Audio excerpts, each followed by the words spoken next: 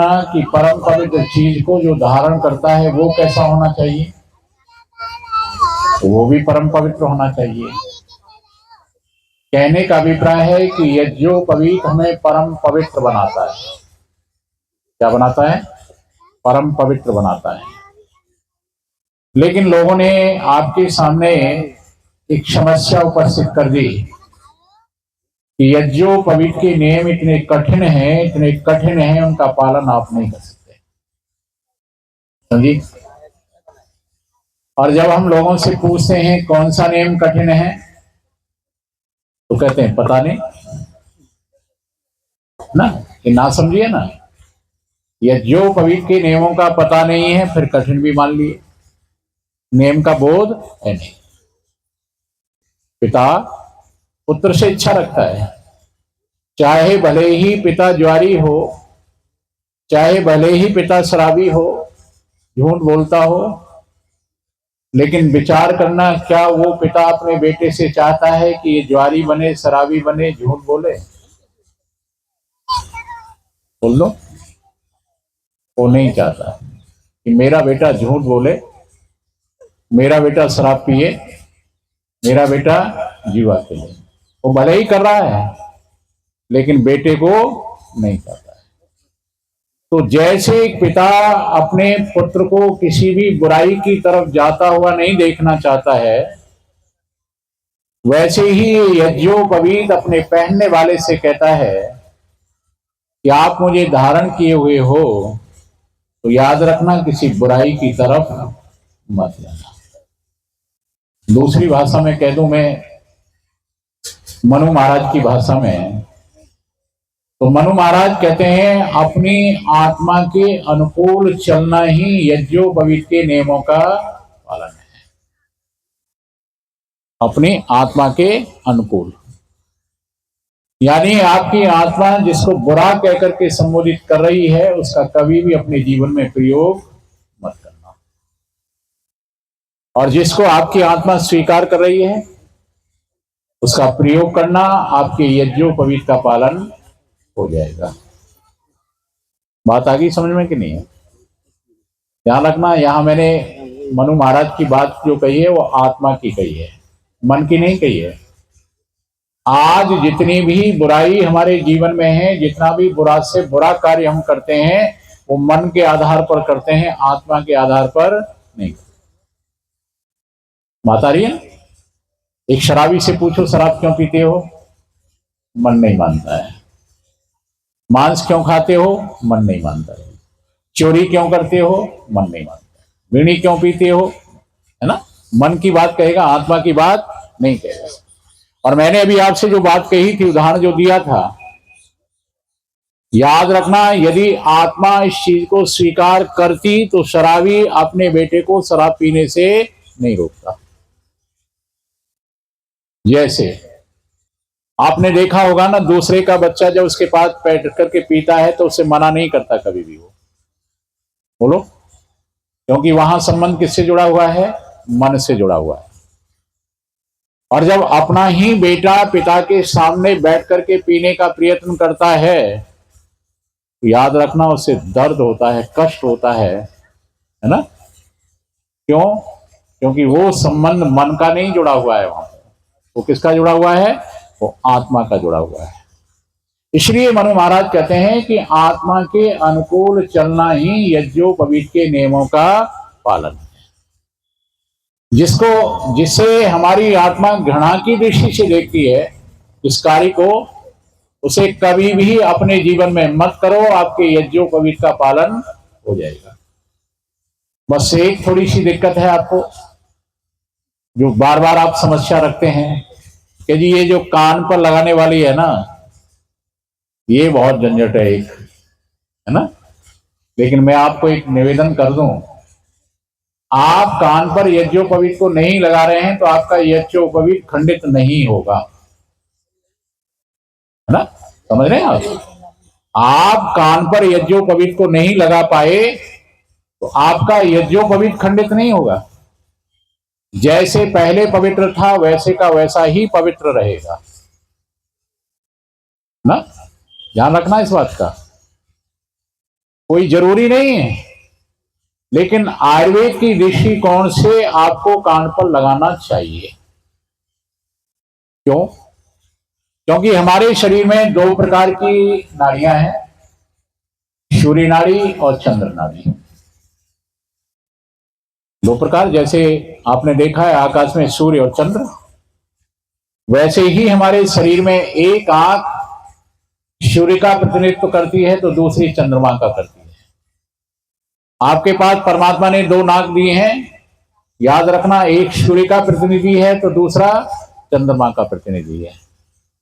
और ये गुण है दोनों में। दायां स्वर आपका क्या होता है? गर्म होता है। बायां स्वर आपका क्या होता है? ठंडा होता है। जब कभी भी आपको अपने शरीर में उष्णता महसूस होती है, गर्मी महसूस होती है, तो आप दाहिनी करवट लेट जाइए, आपका बायां स्वर चलना प्रारंभ हो जाएगा। तो आपको क्या महसूस होगी? अंदर शीतलता महसूस होगी, उष्णता महसूस नहीं होगी। आपको ठंड महसूस हो रही है तो आप बाईं करवट ले जाइए, आपका दाहिना स्वर प्रारंभ हो जाएगा। वो क्या देगा आपको? उष्णता देगा, गर्मी देगा, है ना। तो इसी प्रकार से सारी की सारी जो नाड़ियां हमारी दो विभागों में विभाजित हैं, एक सूर्य का प्रतिनिधित्व करती हैं तो दूसरा चंद्रमा का, ना। अब यहां पर जो दाहिना कान है आपका, जब दाहिने कान को आप बांधते हैं, किससे?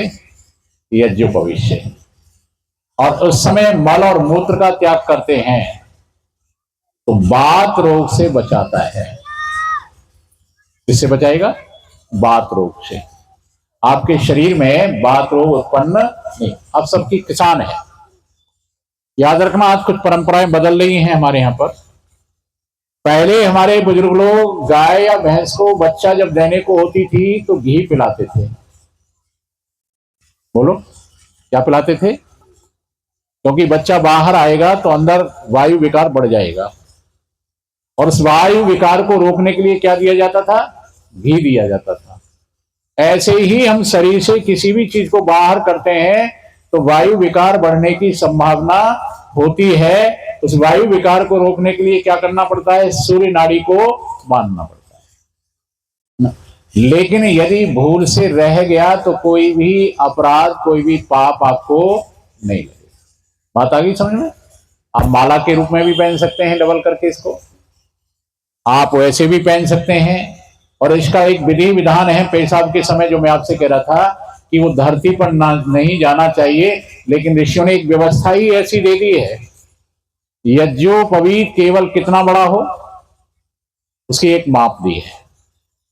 आज तो आपके बाजार में से आते हैं यज्ञोपवीत बने हुए, कोई दूसरा व्यक्ति बनाता है, लेकिन छोटा सा बच्चा भी अपने हाथ से यज्ञोपवीत बनाएगा तो उस यज्ञोपवीत, वो जो यज्ञोपवीत पहनेगा वो नाभि से नीचे जाएगा ही, अपने हाथ से बनाएगा। क्योंकि कितना है इसकी लंबाई, कितनी दी इन्होंने? 96 चौका। आपको अपनी चारों उंगलियों पर 96 बार धागे को लपेटना है। फिर उसके 3 भाग होंगे, तो वो जो यज्ञोपवीत बनेगा वो नाभि से नीचे जाएगा ही नहीं। क्योंकि आयुर्वेद क्या कहता है? आयुर्वेद कहता है आप अपनी उंगलियों से अपने को नापिए तो आप 96 चौका आपको रखनी पड़ेंगे। 96 बार ये 4 उंगलियां रखनी पड़ेंगी, आपकी लंबाई नप जाएगी अपनी उंगलियां ना। अब उसके क्योंकि 3 हिस्से हो गए हैं, तो वो 3 हिस्से हो गए हैं तो कहां तक आएगा? वो केवल नाभि तक ही आएगा, नीचा नहीं जाएगा, ना ऊंचा रहेगा ना नीचे ही रहेगा। इसलिए दूसरा मैं आपसे बोल रहा था कि मंत्र ऋषि का लिखा हुआ है, तो ऋषि ने क्या दिया? यज्ञोपवीतम परमम पवित्रम प्रजापतेर्य सहजम पुरस्तात्। ध्यान रखो शब्दों का। प्रजापतेर यानी प्रजापति परमात्मा ने इस यज्ञोपवीत को हमें सहज में ही पहना दिया। किसने पहनाया? परमात्मा ने। कब पहनाया? जब हम माता के पेट में थे। किसमें थे? माता के पेट में थे। किसके रूप में पहनाया? नार के रूप में। समझ रहे हैं? किसके रूप में पहना दिया? नार के रूप में। उसकी भी यही व्यवस्था है। नाभि से लग करके नार, सभी जानते हैं, बाएं कंधे पर होता हुआ माँ के शरीर में जाकर के स्पर्श हो जाता है। और माँ जो भी खाती है उसका जो रस बनता है वो किसके माध्यम से आता है? नार के माध्यम से बच्चे को प्राप्त होता है। अब नहीं, पहले बहुत सारी चर्चाएं चला करती थी। बुजुर्ग लोग जब अग्नि जला करके बैठ जाते थे तो 10-20 लोग बैठे हुए होते थे। उनमें एक प्राय चर्चा चला करती थी कि पहले मनुष्य नाभि से खाता था, है ना, ये प्रश्न था उन लोगों का। लेकिन उनके पास में समाधान नहीं था इस बात का कि नाभि से कैसे खाता था। हम भी सुनते थे, हम भी समझते थे, ये विचार करते थे कि पहले नाभि से खाता था, आज क्यों नहीं खाता है? तो कहते थे अब छोड़ दिया इसने, अब मुंह से खाना प्रारंभ कर दिया है, पहले मुंह से नहीं खाता था। लेकिन याद रखना, जब ऋषियों को पढ़ा, वेदों को पढ़ा, तो पता लगा पहले भी नाभि से खाता था, आज भी नाभि से खाता है और आगे भी नाभि से खाएगा। कब तक खाएगा? जब तक माता के उदर में रहेगा।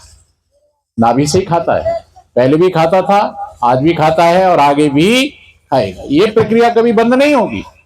इसलिए यज्ञोपवीत को ध्यान रखना, नार के रूप में परमपिता परमात्मा ने हमें पहना करके भेजा है और उसने कहा देखना, इससे आपके जीवन का निर्माण होगा, आपका जीवन सुरक्षित होगा, आपकी माँ का भी जीवन सुरक्षित होगा। और यदि ये बीच में ही टूट गया तो आपके जीवन को भी खतरा है और माँ के जीवन को भी खतरा है। इसलिए कहा कि ये यज्ञोपवीत आपको पहनना है, केवल इस बात को याद रखने के लिए कि जैसे उस नार ने मेरी माँ के जीवन की रक्षा की, मेरे जीवन की रक्षा की, उसी प्रकार से आज भी मुझे जीवन की रक्षा की जरूरत है, मेरे माँ के जीवन की रक्षा की जरूरत है, मेरे पिता के जीवन की रक्षा की जरूरत है। तो ये किसके रूप में पहनते हैं? वैसे प्रतीक के रूप में फिर यज्ञोपवीत को हम धारण करते हैं। याद रहे ना, उस व्यवस्था को हम भूलें नहीं। यहाँ पर क्या है? यज्ञोपवीतम परमम पवित्रम प्रजापतेर्य सहजम पुरस्तात् आयुष्य मुग्रम। ये क्या देता है हमें? लंबी आयु देता है। क्योंकि मैंने आपसे कहा बुराई की चीजों को छुड़वाता है, बुरी चीजों को छुड़वाता है, तो आयु लंबी अपने आप ही। अवक्ष पदार्थों से दूर करता है हमें, गलत चीजों के प्रयोग से रोकता है, तो लंबी आयु निश्चित ही हमारी ये देता है हमें, निरोग करता है हमें, बुराइयों से बचाता है। इसे याद रखना, इस यज्ञोपवीत को हमें अवश्य ही पहनना चाहिए। जिन्होंने धारण किया है और जो आज बैठ करके धारण कर रहे हैं, बस उन्हीं से निवेदन है, इसको खूंटी पर मत टांगना ना। ये खूंटी पर टांगने की चीज नहीं है, ये तो गले की चीज है, गले में रहनी चाहिए।